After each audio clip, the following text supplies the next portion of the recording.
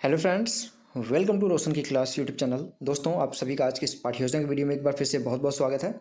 आज की इस वीडियो में आप लोगों के लिए लेके आया यहाँ पे ग्लोब की पाठ्य योजना आपके सामाजिक अध्ययन के लिए, और उप विषय की बात करेंगे तो भूगोल की पाठ्य योजना मैं आपको आज की इस वीडियो में दिखाऊंगा।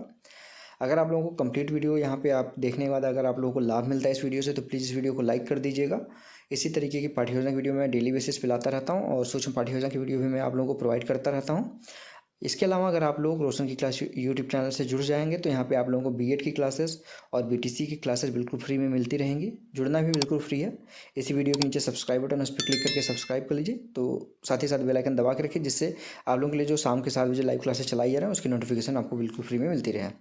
तो चलिए स्टार्ट करते हैं आज की वीडियो। सबसे पहले देखिए, दैनिक पाठ्य योजना या फिर पाठ्य योजना लिखना होता है। जिस पेज से आप पाठ्य योजना बनाना स्टार्ट करते हैं उसके पहले पेज पे इस तरीके से। उसके बाद विद्यालय का नाम लिखना है, जिस विद्यालय में आप पाठ्य योजना पढ़ाने के लिए जाएंगे। ठीक है। नेक्स्ट आपको यहाँ पे दिनांक लिखना है, यानी कि डेट लिखना है, जिससे ये पता चलता है आपने किस डेट में कौन सी पाठ्य योजना पढ़ाई। विषय सामाजिक अध्ययन क्या है, कक्षा 6वीं है। और कालांश यहाँ पे अपने अनुसार लिख सकते हैं आप, जिस पीरियड में आप जाएंगे उसकी नंबरिंग करनी होती है। समय अवधि 30 मिनट का है। और प्रकरण है हमारा आज का ग्लोब। देखिए ग्लोब लिखा गया, ध्यान से देख लीजिएगा, ग्लोब लिखा गया है। इसके बाद आपका आता है शिक्षण उद्देश्य। इसी को विशिष्ट उद्देश्य भी कहते हैं, तो इसको ध्यानपूर्वक देखिएगा। इसका मतलब होता है कि आपका जो टॉपिक होता है, जैसे हमारा आज का टॉपिक क्या है, ग्लोब। तो ग्लोब पढ़ाने के बाद बच्चों को आप क्या सिखाना चाहते हैं उसके बारे में बच्चों को कम से कम 2 से 3 पॉइंट, मैक्सिमम 5 से 6 पॉइंट लिखना होता है। तो यहाँ पे देखिए पहला पॉइंट लिखा गया है यहाँ पे, ज्ञानात्मक। छात्र ग्लोब अक्षांश और देशांतर रेखाओं संबंधी अवधारणाओं का प्रत्यास्मरण कर सकेंगे। दूसरा पॉइंट, छात्र ग्लोब अक्षांश एवं देशांतर रेखाओं संबंधी अवधारणाओं का प्रत्याभिज्ञान कर सकेंगे। दूसरा हेडिंग है अवबोधात्मक। छात्र ग्लोब अक्षांश और देशांतर रेखाओं से संबंधित अवधारणाओं की व्याख्या कर सकेंगे। दूसरा पॉइंट है, छात्र ग्लोब अक्षांश रेखाओं और देशांतर रेखाओं की तुलना कर सकेंगे। तीसरा हेडिंग है अनुप्रयोगात्मक उद्देश्य।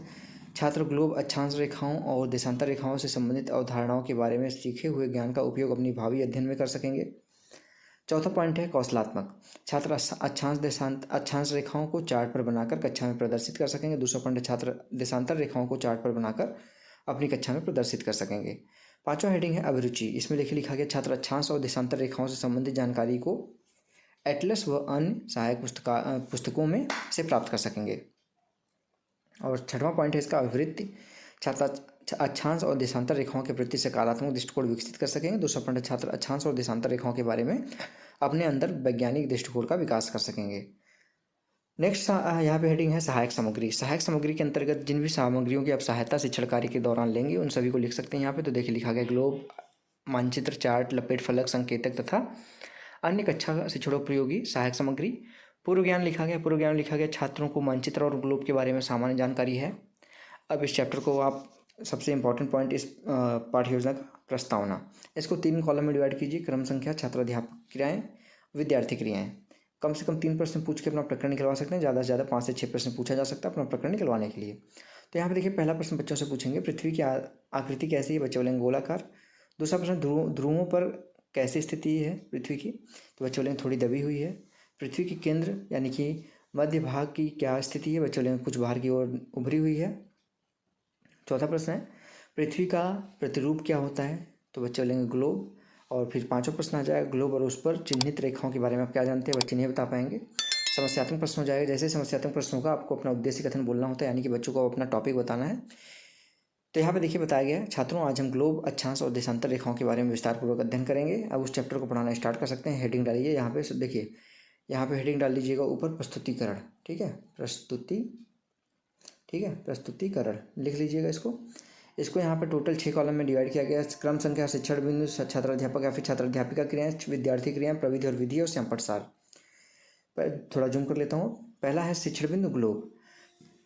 ग्लोब को सही मायने में पृथ्वी का प्रतिरूप माना जाता है, क्योंकि इस पर भूभाग, महाद्वीप और जल भाग, महासागरों को स्पष्ट दर्शाया जाता है। इस पर विभिन्न महाद्वीपों स्थित देश यहाँ पे अक्षांश, देशांतर रेखा और अक्षांश रेखाएं स्पष्ट रूप से दर्शाई जाती हैं। पृथ्वी की मध्य रेखा, भूमध्य रेखा भी स्पष्ट रूप से नामांकित रहती है। सभी देशांतर रेखाएं भी स्पष्ट अंकित रहती हैं। अतः ग्लोब पृथ्वी का लघु प्रतिरूप है। ग्लोब अपने स्टैंड पर एक कील के माध्यम से घूमता जाता है, जो अपने परिक्रमण समतल से 66.5 अंश का कोण बनाता है।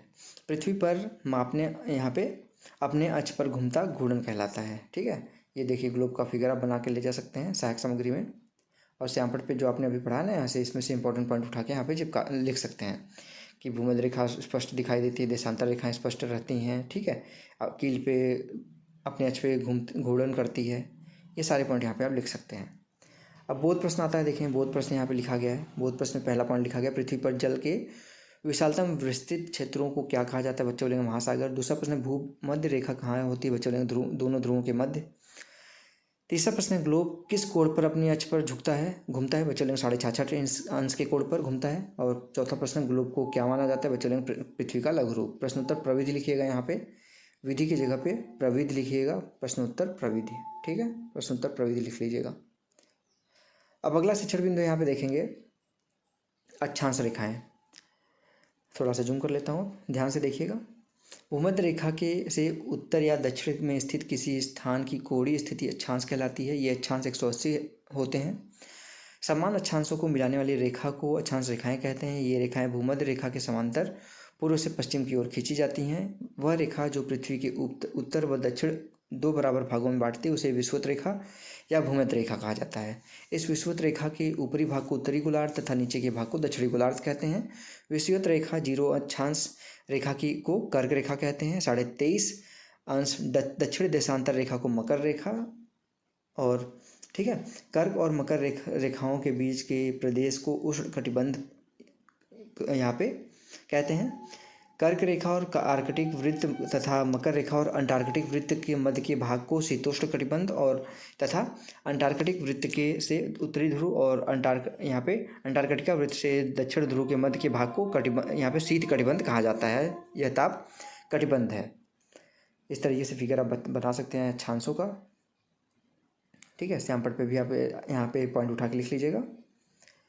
अब बहुत प्रश्न आता है इससे भी, भूमध्य रेखा को कितने डिग्री अक्षांश माना जाता है? बच्चे बोलेंगे 0 डिग्री। 23.5। दूसरा प्रश्न, 23.5 दक्षिण अक्षांश रेखा को क्या कहते हैं? बच्चे बोलेंगे मकर रेखा। प्रश्नोत्तर प्रविधि लिख लीजिए इसको, ठीक है। अब आगे बढ़ते हैं तीसरे शिक्षण बिंदु की तरफ, देशांतर रेखाएं। 0 देशांतर प्रधान रेखा के पूर्व तथा पश्चिम में स्थित किसी स्थान की कोणीय स्थिति देशांतर कहलाती है। संख्याओं में 360 होती है, 360 डिग्री होती है। समांतर रेखाओं को मिलाने वाली रेखाएं देशांतर रेखा कहलाती हैं। ये रेखाएं उत्तरी ध्रुव से दक्षिणी ध्रुव तक खींची जाती हैं। 0 देशांतर रेखा को ग्रीनविच रेखा का या मानक रेखा कहते हैं, जो इंग्लैंड के ग्रीनविच शहर से होकर निकलती है। इस रेखा के पश्चिम में 180 डिग्री तक पश्चिम देशांतर तथा पूर्व में 180 डिग्री तक पूर्व देशांतर रेखाएं पाई जाती हैं। 180 डिग्री पूर्व तथा 180 डिग्री पश्चिम देशांतर एक ही रेखा होती है। इसे अंतर्राष्ट्रीय तिथि भी रेखा भी कहते हैं। देशांतर रेखाएं देखिए इस तरीके से उत्तरी ध्रुव से दक्षिणी ध्रुव को मिला रही हैं। और श्यामपट्ट पे यहाँ से उठा के जो पॉइंट इंपॉर्टेंट लगे आपको उसको यहाँ पे पॉइंट वाइज कर लीजिएगा कि ग्रीनविच लाइन क्या होती है। उत्तरी ध्रुव उत्तरी पूर्व में 180 डिग्री तक जाती है, पूर्व जो अक्षांश होते हैं पश्चिम में 180 डिग्री पश्चिम में जाती है। ये सब लिख सकते हैं आप। अब यहाँ देखिए, अक्षांश रेखाओं और देशांतर रेखाएं काल्पनिक होती हैं और केवल ग्लोब पर खींची जाती हैं ताकि किसी देश, महाद्वीप या महासागर की स्थिति का पता लगाया जा सके। अब बहुत प्रश्न है, देशांतर रेखा किसे कहते हैं? तो बच्चे बोलेंगे एक समान देशांतर वाले स्थानों को मिलाने वाली रेखा को देशांतर रेखा कहते हैं। दूसरा प्रश्न है, देशांतर रेखाओं की संख्या कितनी होती है? तो बच्चे बोलेंगे 360। तीसरा प्रश्न है, मानक रेखा कहाँ से गुजरती है? बच्चे बोलेंगे इंग्लैंड के ग्रीनविच शहर से होकर गुजरती है। ये प्रश्नोत्तर प्रविधि लिख दीजिएगा, प्रविधि लिखिएगा, प्रश्नोत्तर प्रविधि होता है, ठीक है। विधियों को जो हेल्प करते हैं वो प्रविधि कहलाते हैं। तो उदाहरण प्रविधि होती है, प्रश्नोत्तर प्रविधि होती है, ठीक है। अब यहाँ पे श्यामपट्ट वाले कॉलम में लिखना चाहें तो आप लिख सकते हैं, यहाँ पे भी कुछ अलग से पॉइंट लिखना चाहें इंपॉर्टेंट तो। अब आता है इसके बाद पुनरावृत्ति प्रश्न। पुनरावृत्ति प्रश्न में यहाँ पे आप देखिए पहला प्रश्न पूछ रहे हैं बच्चों से, कर्क रेखा किसे कहते हैं? जो आप पढ़ाए रहेंगे उसी से प्रश्न पूछेंगे, ऐसा नहीं कि जो नहीं पढ़ाए उससे भी प्रश्न पूछ लें। दूसरा प्रश्न है, मकर रेखा किसे कहते हैं? तीसरा प्रश्न है, अंतर्राष्ट्रीय तिथि रेखा किसे कहते हैं? नेक्स्ट हेडिंग है मूल्यांकन प्रश्न। मूल्यांकन प्रश्न में देखिए पहला वस्तुनिष्ठ प्रश्न है, पृथ्वी का लघु प्रतिरूप होता है। तो यहाँ पे आप सभी को पता है ग्लोब, आंसर सही हो जाएगा। रिक्त स्थानों की पूर्ति करो, ग्लोब डैश डैश डैश का कोण बनाते हुए घूमता है, 66.5 अंश का कोण बनाते हुए झुक के घूमता है। सत्य सत्य है, ट्रू फॉल्स है। पहला प्रश्न है, भूमध्य रेखा को 0 अक्षांश माना जाता है। आप सभी बताइए इसको सही है या गलत। दूसरा प्रश्न, मकर रेखा का अक्षांश 66.5 डिग्री दक्षिण होता है, आपको बताना ये सही है या गलत।